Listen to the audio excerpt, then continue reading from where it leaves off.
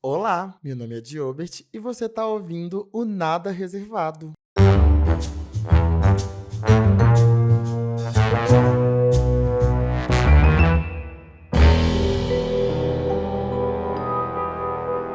Seja muito bem-vindo, seja muito bem-vinda a um episódio que eu adorei gravar, chamado O Vilão que Habita em Mim. Eu espero que você já tenha pego o seu copo de coca, a sua xícara de café ou de chá, para vir comigo ouvir esse episódio que tá delícia, gente. Eu acho que tá delícia. Eu gostei bastante, acho que vocês também vão gostar. Então, pega o seu fone de ouvido e vem comigo, porque vem aí e vem demais.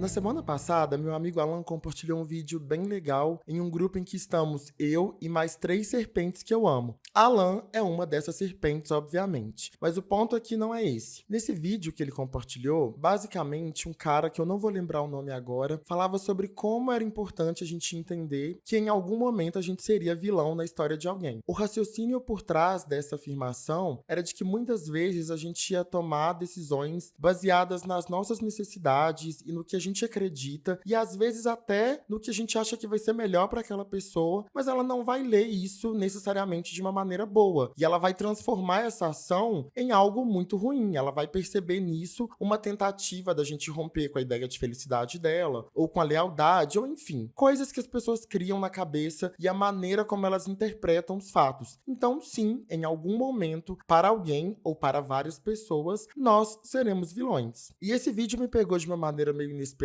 porque nesse grupo em que estamos eu e as serpentes que eu amo, normalmente a gente compartilha meme, compartilha fofoca. Depois da terapia ali na sexta-feira, normalmente a gente compartilha um pouco de como que foi a sessão, se a gente tá bem, se a gente não tá, enfim, coisas nesse sentido. Mas eu não esperava, numa terça-feira de manhã, receber algo tão profundo assim. Embora o vídeo tivesse apenas 1 minuto e 30 segundos, basicamente, o menino discorreu muito bem sobre esse raciocínio e me fez pensar sobre isso basicamente a semana inteira. Como uma boa libriana, eu rejeitei de cara a ideia de que eu pudesse ser um vilão para alguém ou que pudesse existir um vilão dentro de mim. E como uma pessoa curiosa, eu fui investigar um pouco mais sobre o que constitui um mocinho ou uma mocinha e o que constitui um vilão. E para minha tristeza, ou talvez para minha alegria em algum nível, eu não sei exatamente dizer se isso é bom ou se é ruim, eu encontrei um vilão vivendo dentro de mim. Mas calma, respira. Isso não quer dizer que eu vou sair por aí criando planos mirabolantes para dominar o mundo. Não é isso que eu quero dizer. Você já vai entender onde eu quero chegar aqui com essa ideia de que tem um vilão morando dentro de mim. Eu comecei a minha pesquisa usando o método mais tecnológico que existe atualmente, que é o ChatGPT, e eu fui lá perguntar para ele quais eram as principais características de um mocinho. Quais são as principais características de uma pessoa muito boa numa história, num filme, num livro, seja lá onde for. E o que eu descobri é que principalmente existem 3 características que definem os mocinhos. Normalmente são pessoas que colocam o bem-estar das pessoas na frente do próprio bem-estar, então ela vai fazer o que está ao alcance dela para que o outro seja feliz, mesmo que isso custe muito da energia que ela tem para si mesma ou que custe aquele plano de felicidade que ela tem para si mesma, ela vai colocar tudo e todos à frente dos interesses dela. Outro ponto muito frequente nos mocinhos é a ingenuidade. Então, ele tá sempre acreditando em todo mundo, ele sempre dá um voto de confiança, ele sempre acredita que amanhã o dia vai amanhecer ensolarado, que os pássaros estarão cantando na janela. Ele acredita fortemente que não importa quão ruim esteja o cenário, as coisas vão melhorar e ninguém vai tirar isso da cabeça dele. Ele vai seguir o dia ali acreditando nesse mar cor-de-rosa e nesse mundo perfeito. We are the world, we are the children. Esse é o mocinho definitivamente. Por último, mas não menos importante, o mocinho, ele vai sempre acreditar muito no destino. Ele sempre vai acreditar que tudo acontece por uma razão, ele vai aceitar o que quer que seja de coração aberto, porque ele é incapaz de pensar ou imaginar um cenário em que ele esteja esteja no controle, em que ele faça o próprio futuro. Então, alguém já decidiu isso por ele, e o que quer que aconteça, seja bom, seja ruim, ele precisa aceitar porque esse é o destino. E se ele navegar por essa floresta cheia de desafios, com o coração aberto, acreditando em dias melhores, sendo ingênuo, com certeza lá no final, sabe? Lá nos 15 minutos finais do filme ou nas 10 páginas finais da história, o destino há de escrever um final feliz que vai justificar todos os perrengues que vieram anteriormente. Enquanto eu lia todas essas coisas, eu não conseguia parar de pensar em como eu fui criado para ser um mocinho e nos desdobramentos que isso teve ao longo do tempo na minha vida. Começando pelo fato de que sempre houve uma expectativa da minha mãe e da minha avó que eu e o meu irmão, a gente sempre agradasse todo mundo que estivesse ao nosso redor. Elas não usavam exatamente esse termo, né? A coisa vinha muito com uma pegada de sejam educados, sejam gentis, agradeçam por tudo que vier, sabe? Façam as pessoas rirem, façam elas se sentirem bem enquanto elas estiverem perto de vocês. Enquanto criança, isso passava muito por uma ideia de, sei lá, se a gente não come jiló e a gente vai pra casa de alguém e essa pessoa fez jiló, a gente vai comer isso e vai falar que tá uma delícia. A gente nunca vai pedir nada pra ninguém, nem um copo d'água. A gente vai falar que aquela comida é a melhor comida do mundo, mesmo que ela seja péssima, horrível, intragável. Ou sei lá, se fosse nosso aniversário, por exemplo, a gente nunca podia criar a expectativa de receber um presente de ninguém, sabe? A ideia era que, não, a gente não precisa de presente, a sua presença vale mais do que tudo. E cara, como criança é óbvio que você espera que você vai ganhar um joguinho, um brinquedo, ou o que quer que seja, porque é o seu aniversário, né? A gente cresce com essa ideia de que o aniversário é uma data muito importante, que as pessoas ganham presente no aniversário, isso tá na televisão, nas novelas, nos filmes o tempo todo. Então é natural a gente ter essa expectativa, mas era algo abominável, a gente não podia nem pensar nessa possibilidade. Se ganhasse um presente, ótimo, não ganhou, melhor ainda, porque o que vale é a presença da pessoa. Outro ponto que a gente também era muito encorajado a ficar atento era com o tipo de assunto, né? O tipo de conversa que a gente ia ter. Então, tem assuntos que são mais críticos para algumas pessoas, outros são mais legais. Então, vamos ficar naquela média de falar o que todo mundo quer ouvir, para manter um bom ambiente, pra gente ganhar o selo de menino educado da vovó, menino educado da mamãe. Vamos, sabe, ter aquelas conversas bem água de salsicha para todo mundo ficar feliz. A gente faz uma piadinha aqui, uma piadinha ali. É assim que a banda toca. E isso se desdobrava para elas também, enquanto mulheres adultas, né? Então eu lembro que a minha avó, ela tinha uma coisa de existem os utensílios da visita e os utensílios da casa. Tudo que era da visita era melhor. Era 100% melhor. Eram os pratos mais bonitos, eram os pratos que ela ganhava da patroa dela, assim, sabe? Aqueles pratos desenhados à mão, porcelana, aquela coisa linda. E pra gente era o Duralex amarelo, sabe? Pra gente era o copo torto, era o copo de requeijão trincado. Pra visita era a taça, era o pano de prato bonito, era o faqueiro que não tinha nenhum arranhão, que ficava guardado lá em cima no maleiro, no guarda-roupa, pra gente não ter acesso. Era uma ideia muito fundamentada de que a gente tá aqui pra agradar e pra dar o melhor que a gente tem pro outro. Nada pra gente. Era quase como se a gente fosse monges no Himalaia que estivessem aqui pra fazer as pessoas felizes. E foda-se a nossa própria felicidade. Eu lembro, inclusive, de ocasiões em que algumas pessoas da família ou amigos se convidavam pra ir lá pra casa. A minha avó tava completamente sem dinheiro, como sempre foi, né? A gente sempre teve ali mais no negativo do que no positivo, mas ela sempre daria um jeito de oferecer o melhor almoço possível, muita fartura, muita carne, muito refrigerante, porque, né, família evangélica, não tinha bebida alcoólica, mas sempre nessa ideia de se sacrificar pelo outro, para que o outro estivesse feliz. Mesmo que ela não tivesse convidado o outro, poxa. Porque uma coisa é eu te convidar para minha casa e falar, vai lá, menina, que eu vou fazer um jantar como você nunca viu na sua história. Outra coisa é você se convidar no final do mês para aparecer na minha casa e eu não estar esperando essa programação. Então, ela dava um jeito, ela se virava nos 30, ela pegava emprestado, ela fazia uma faxina, o que quer que fosse. Mas era sempre essa perspectiva de agradar o outro. E na medida em que eu fui crescendo, esse ponto, ele na verdade começou a me prejudicar muito, principalmente em relacionamentos. Se você não ouviu a primeira temporada desse podcast, O Amor é um Jogo de Azar, você volta lá, escuta cada um dos episódios que você vai entender o que eu tô querendo dizer. Eu sempre quis, nos meus relacionamentos, ser exatamente o que o outro precisava. Me moldar às necessidades dele, ao que ele espera, ao que vai fazê-lo feliz, às vontades dele, e 0% a minha vontade. Eu era a própria mulher elástica dos incríveis, sabe? Beto, me arremessa, porque o que você quer que eu faça, eu vou fazer. O que você precisa que eu seja, eu vou ser. E se isso conflitar com os meus interesses, problema meu amor. Aí eu vou ter que lidar sozinho, porque você é o Deus da religião que eu sigo e o que você quiser que eu faça, eu vou fazer sem pestanejar, porque o meu maior objetivo, a minha função nessa terra é agradar você. Eu não tenho que me agradar, eu não tenho que pensar na minha necessidade, no meu desejo. É tudo sobre você. Um outro ponto muito presente na minha criação também era essa necessidade constante de acreditar que o outro não tinha intenção de me magoar, de me passar a perna, de ser uma pessoa má comigo. Não era isso. Ele estava fazendo isso com a melhor das intenções e eu precisava receber isso de braços abertos, porque no final do dia tá todo mundo tentando. Várias vezes eu vi a minha mãe ou a minha avó magoadas com alguém, mas sempre nessa perspectiva de tentar justificar para elas mesmas que aquela pessoa não tinha intenção de causar o dano que foi causado. E aí tem uma história muito engraçada que aconteceu comigo na terceira série, que foi o seguinte: tinha um menino, um satanás, porque aquilo ali era um satanás na pele de uma criança, que sempre fazia bullying comigo. Ele adorava falar da minha voz, adorava me cutucar, às vezes passava meio que me empurrando assim na fila quando a gente estava indo pro horário do recreio. Ele era o demônio em forma de uma pessoinha de 8, 9 anos de idade. Um belo dia, eu não lembro exatamente o que aconteceu, mas eu lembro que eu cheguei no meu limite. E eu sentava do outro lado da sala, assim, eu sentava na extremidade esquerda, ele sentava na extremidade direita, vamos supor. E ele tava falando um monte de coisa pra mim, a professora tava lá copiando alguma coisa no quadro, não sei se não viu, se não percebeu, ou se tava muito ocupada ali fazendo o que ela precisava fazer. Eu, num lapso de raiva, peguei a minha bolsinha de lápis de cor e joguei nesse menino. Quando a professora viu, ela achou aquilo um absurdo. E aí ela falou: não, amanhã você só entra aqui se a sua mãe vier. Pra mim, aquilo foi a morte, né, gente? Porque eu era um bom aluno, sempre fui. Minha mãe pode voltar aqui no podcast, dar uma entrevista, que ela vai afirmar pra você. Ela foi chamada na escola uma vez, e foi nesse dia. Quando eu falei que ela precisava ir lá na escola, ela já ficou meio assim, perguntando o que tinha acontecido. Eu não quis muito falar, mas beleza. Fomos lá na escola, minha mãe chegou no outro dia, perguntou pra professora o que tinha acontecido. Ela falou que eu tinha jogado a bolsinha de lápis no menino. Pra minha mãe, aquilo foi o auge. Ela não quis entender mais nada da história, nem o que tinha me motivado a jogar a bolsinha no menino. Ela só fez questão de reforçar o quanto eu tava errado e queria que eu fosse lá pedir desculpa pro menino, me fez pedir desculpa pro menino, e eu ainda ganhei um tapa dela na frente desse menino e da professora. O menino visivelmente adorou tudo que tava acontecendo ali, e eu colecionei mais um trauma. Sério, eu acho que essa é a primeira lembrança que eu tenho de ter sentido ódio da minha mãe, assim, tipo, por que você tá fazendo isso comigo? Beleza, passada essa humilhação inicial, voltei pra sala, estudei, fui pra casa, e quando eu cheguei, eu ainda tentei justificar pra ela, contar do início até o fim o que tinha acontecido, e ela falou: não, mas se ele fez isso, ele não fez com essa intenção. Você precisa entender, às vezes ele achou que ele tava brincando com você e você foi lá e jogou uma bolsinha no menino, ele é seu coleguinha, você não pode fazer isso. Ou seja, o menino tá fazendo bullying comigo, ele tá tirando o meu sossego na sala de aula, e eu preciso entender que ele não fez com essa intenção, que ele queria, na verdade, ser meu amigo, ele queria ser meu coleguinha, que eu não podia revidar o que ele tava fazendo. Mas você não precisa ficar com raiva da minha mãe, tá? Não tô te contando isso pra você ficar com raiva dela, porque a vida, sabe, o universo, ele castiga. E aí o meu irmão nasceu e ela foi na escola pelo menos 10 vezes por ano pra resolver problemas disciplinares do meu irmão. Então ela entendeu de uma forma ou de outra que o errado não era eu, porque ela teve um outro filho, que esse sim era errado, porque meu irmão era o cão chupando manga. Melhorou muito. Depois de adulto é um doce, mas criança era o cão. E aí ela viu que eu não era o cão, entendeu? Então ela já foi castigada, não precisa ficar com raiva dela não, tá tudo certo. Mas voltando ao tema, essa também é outra característica que ao longo do tempo ficou enraizada dentro de mim e me fez tomar as piores decisões possíveis quando o assunto era pessoas. Porque eu tava sempre nessa perspectiva. Ah, eu tô ficando com ele foi ali e ficou com outra pessoa. Tadinho. Ele não tinha essa intenção. O outro era muito bonito, foi pra cima dele, coitado. Como é que ele ia falar não pra essa pessoa? Ou, nossa, ele tá compartilhando uma coisa que eu contei e pedi, pelo amor de Deus, pra não contar pra ninguém. Ah, mas ninguém resiste a uma boa fofoquinha, ele não fez por mal. Às vezes deve ter bebido um pouco, aí esqueceu, fez sentido contar essa história. Eu não vou ficar com raiva por conta disso. Eu não vou ficar com raiva de maneira nenhuma, porque o que importa é, ponto 1, agradar o outro, e ponto 2, entender que ele não teve essa intenção. Coitado, ele não tá no controle das próprias decisões. Eu preciso, de fato, perdoar, eu preciso relevar, porque é isso que um mocinho, um menino da vovó, um menino da mamãe vai fazer. É isso que se espera de mim, é isso que eu preciso entregar. E por último, mas não menos importante, vem essa necessidade do mocinho confiar no universo e no destino como grandes fiadores da justiça. Esse, pra mim, é o mais intragável de todos. Falando até um pouquinho mais sobre a minha avó, cara, meu sangue ferve quando eu penso nisso. A minha avó foi passada pra trás a vida inteira, por patrões, às vezes pelos homens que ela se envolveu, muitas vezes pela própria família, mas ela raramente revidava ou fazia algo sobre isso, porque havia uma crença de que se aquilo tá acontecendo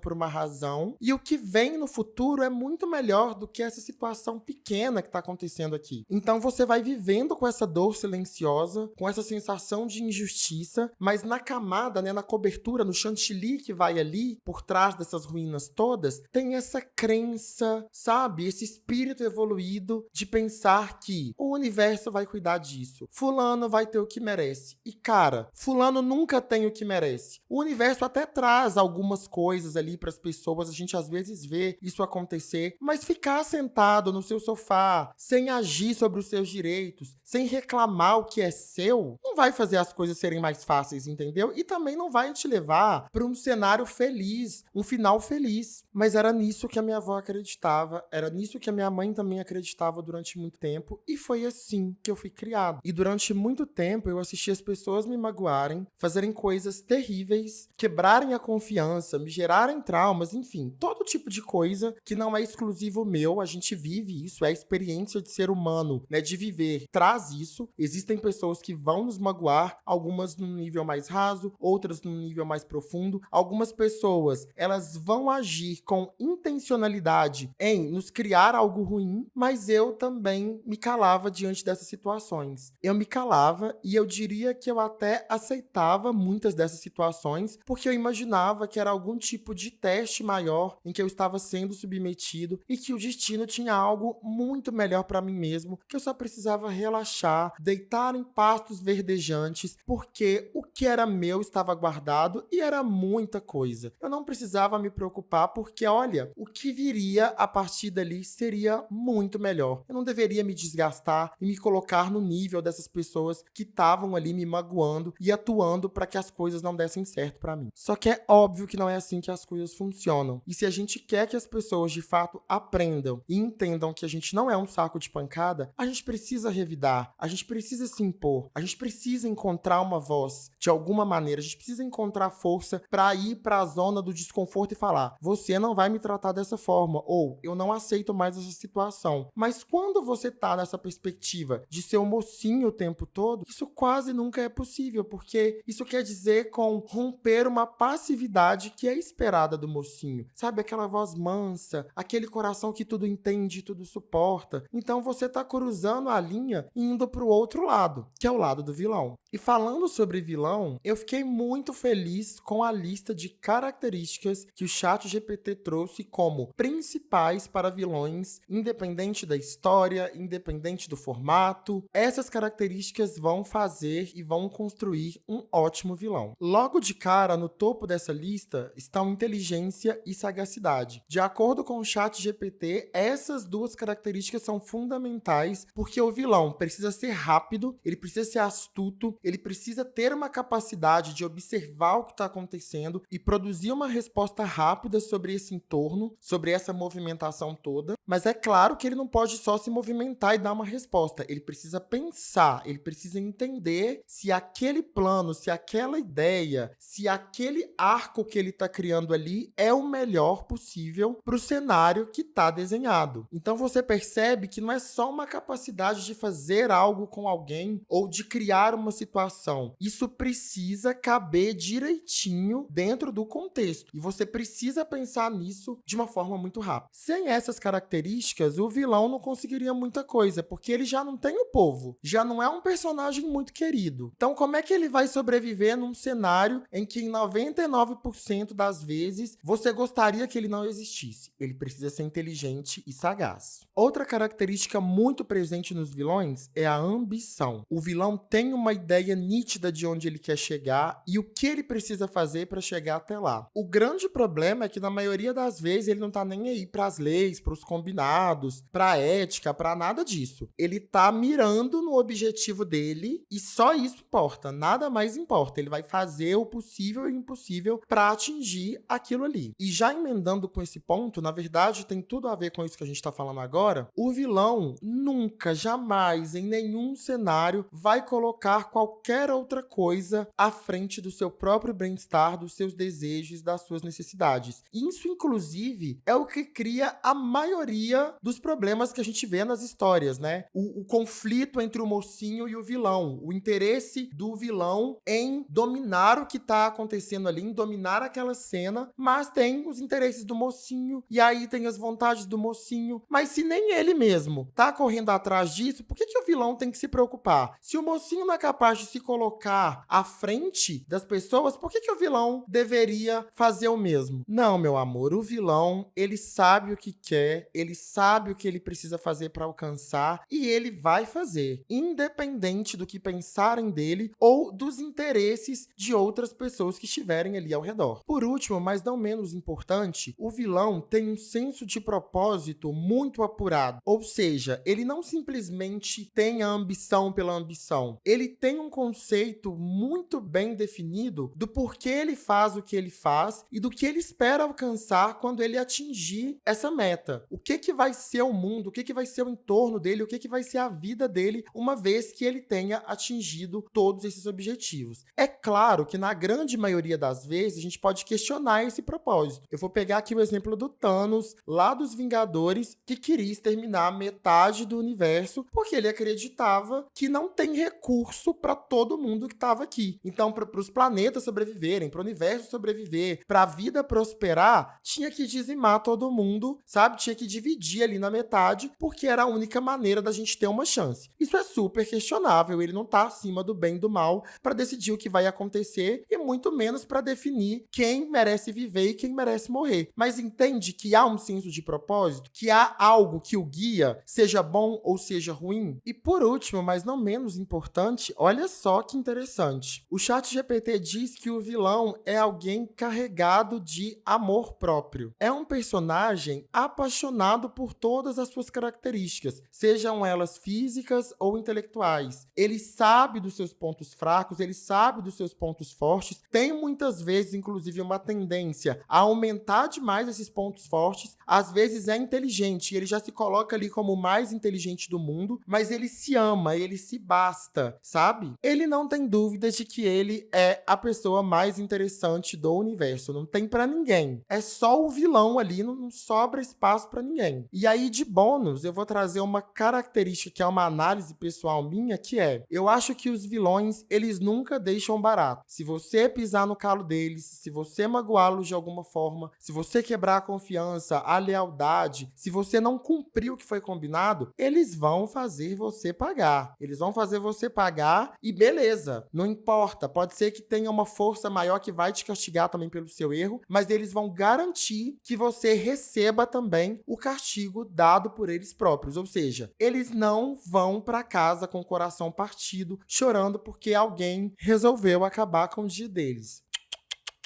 Eles não vão te dar essa chance, meu amor. Agora que eu conheço todas essas características e você também, a pergunta que eu me faço é: usar a minha voz para me defender, ser capaz de dar uma resposta rápida a uma situação ruim que está acontecendo comigo, ter um objetivo nítido para minha vida, ter um propósito, entender onde eu quero chegar, ser ambicioso, querer mais, querer crescer, querer conhecer o mundo, querer morar num lugar legal, enfim. Ser essa pessoa me transforma em alguém ruim? O bom, então, seria ficar calado, colocar colocando o bem-estar do outro na frente do meu, preferi acreditar que alguém escreveu em um livro tudo o que vai acontecer na minha vida, que tem o destino que me governa, ao invés de acreditar na minha própria capacidade de melhorar um pouquinho o cenário da vida que eu tenho, mostrar pro outro que eu consigo pensar e que eu não vou deixar que ele faça comigo o que ele quer, me torna alguém ruim. O bom, então, deveria ser eu deixar as pessoas fazerem o que elas quiserem e se safarem com isso? Você tá me dizendo, então, que eu só deveria acreditar na justiça divina e no universo e não usar os meus próprios recursos, a minha inteligência, a minha capacidade de me movimentar, o meu raciocínio, para mostrar para aquela pessoa que tá querendo me destruir que ela não vai conseguir? Sério? Esse é o caminho legal? É isso mesmo que a gente quer para as nossas vidas? É ser essa sopa de chuchu sem sal? Ah, meu amor, pelo amor de Deus, eu não consigo ser essa pessoa. Eu prefiro e escolho não ser essa pessoa. Então, sim, é verdade. Existe um vilão morando dentro de mim e eu acolho, abraço e amo esse outro lado da minha personalidade. O vilão que habita em mim rompeu com essa ideia de que eu estou nesta terra para agradar todo mundo e para ser o que as pessoas precisam, colocando o bem-estar delas na frente do meu. Não, não, não, meu amor. Eu estou aqui para o meu próprio prazer, para o meu próprio desejo, para ser feliz e pleno. E se neste caminho os meus interesses conflitarem com os seus, I'm so sorry. Me desculpa de verdade, mas os meus desejos vão prevalecer, porque eu trabalho muito e eu também mereço ser feliz. Eu não quero dizer que eu vou aniquilar a sua ideia de felicidade. Eu não quero de forma alguma que o outro seja infeliz. Mas se a felicidade dele custa o meu próprio bem-estar, Houston, we have a problem. Houston, nós temos um problema. E eu te garanto que eu vou resolver e que a minha felicidade vai prevalecer. O vilão que habita em mim cresceu e entendeu que nem sempre o outro tá agindo na melhor das intenções. Na verdade, na grande maioria do tempo, seja numa perspectiva de carreira, né, dentro de uma empresa, numa disputa por espaço, por visibilidade, por salário, o outro, o seu colega, o seu amiguinho, aquele que vai sempre almoçar com você, ele está sim criando planos para entender como tirar você de onde você está, para que o desejo dele, para que a vontade dele prevaleça. Então você não pode ficar nesse mundo de Alice do País das Maravilhas, de que todo mundo tem um bom coração e não quer te magoar e não quer ver o seu mal. Talvez isso seja o que as pessoas digam para elas mesmas quando elas vão dormir, porque isso ajuda as pessoas a dormir à noite. Mas efetivamente, o plano, a ideia, o fluxo, não é sempre olhar para o seu bem-estar e para a sua felicidade. Isso é algo que você precisa fazer por você mesmo. Sim, é cruel, não deveria ser assim, mas é exatamente o que o mundo é. E você precisa acordar e se atentar para isso. Dá pra gente analisar isso também pela ótica dos relacionamentos amorosos. Então, muitas vezes você tá conhecendo alguém, tá ali tendo um papo super legal com a pessoa, tá dando o seu melhor, e aí você percebe que ela não responde na velocidade que você espera, ou que é muito seca, ou que não manda um bom dia, e aí você já quer justificar, ai, mas é porque ele é muito ocupado, ai, é porque ele não pode, ai, que não sei o quê. Não, essa pessoa está fazendo uma escolha consciente de como ela tá investindo o tempo dela. E tá tudo certo, a gente tem que fazer isso o tempo todo. Mas percebe que não é colocando o seu interesse em primeiro lugar, ela tá colocando o interesse dela, o que faz sentido pra ela naquele momento, e que você também deveria estar fazendo mesmo. O vilão dentro de mim, ele também aprendeu que a gente precisa ser inteligente e rápido, tem que ser sagaz. Você não pode esperar que as estrelas se alinhem e aí sim você vai tomar uma decisão. Não, você tem que estar atento o tempo todo ao que está acontecendo e entender rapidamente qual é a resposta que você precisa produzir para que os seus objetivos e os seus planos não sejam frustrados. E é óbvio que isso tem tudo a ver com a ambição. Essa ideia de que a ambição é uma coisa ruim, meu Deus, quem criou isso? A ambição é o combustível que nos move. É o que muitas vezes nos faz levantar de manhã para uma reunião insuportável às 8h30 da manhã. Porque há algo maior, há uma razão de ser, há algo que você espera, algo que você quer. Você consegue olhar para o futuro e vislumbrar um cenário melhor do que o que você está vivendo agora. A ambição, ela é 100% necessária. Você precisa dela para se mover. Para com essa ideia de que,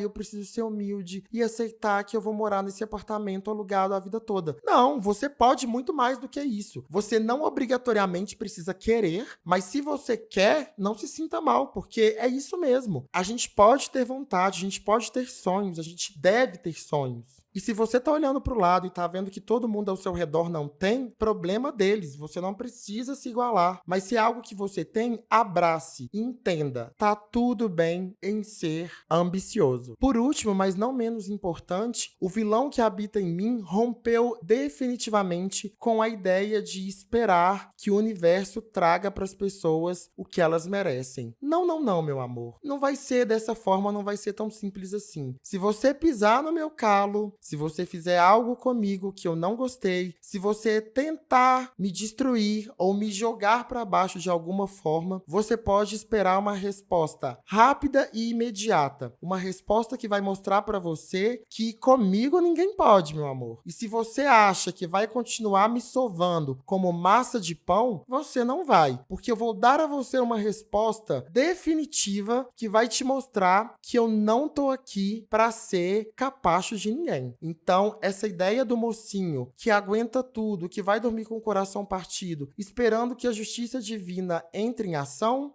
ela não existe mais. O vilão que habita em mim, ele dá a resposta. E é claro, tudo tem uma consequência. Muitas vezes essa resposta vai requerer noites de sono, vai me fazer me sentir uma pessoa ruim, uma pessoa péssima, uma pessoa que não está alinhada com os seus próprios valores, mas eu entendo que hoje algumas respostas são necessárias e precisam ser dadas. E eu não tenho medo de ser o vilão da história de ninguém. Então, eu tô aqui para pagar o preço por essas escolhas, mas eu também tô aqui para te mostrar que você não vai me fazer de gatos e sapatos. E fiquem tranquilos. O vilão que habita em mim não pretende dominar o mundo, não pretende dizimar a humanidade, não pretende roubar a felicidade de ninguém, porque ele já tem problemas demais para lidar no dia a dia e esses são suficientes. Então, não cabe no meu orçamento, na minha agenda, na minha mente, um plano magnífico para dominar o mundo. Não. Eu quero, no máximo, dominar a minha carreira. Eu quero ser um CEO. Eu quero ter um apartamento legal. Eu quero ser interessante. Eu quero ser alguém que as pessoas olhem e digam, nossa, esse menino tem um X-Factor. Ele tem algo que é diferente. Isso eu quero. Essa é a minha ambição. Esse é o meu desejo. Eu quero acordar de manhã e pensar que as minhas contas estão em dia, que a minha reserva financeira está garantida e que eu posso simplesmente me divertir. Isso é o que você pode esperar do vilão que habita em mim. Depois de tudo isso, eu te pergunto, é melhor ser o mocinho preso na torre esperando o príncipe encantado te resgatar enquanto você deixa todo mundo ao seu redor fazer de você gatos e sapatos na esperança de dias melhores porque alguém escreveu isso nas páginas douradas do destino? Ou ser o vilão que assume a responsabilidade pela sua vida, corre atrás dos seus sonhos e mostra para essa sociedade que ninguém vai te fazer de bobo nem de otário? Fica aí a reflexão. Não tem resposta certa nem errada. Para mim, hoje, tá valendo a pena ser o vilão. Óbvio que não no 100%, mas o temperinho do vilão,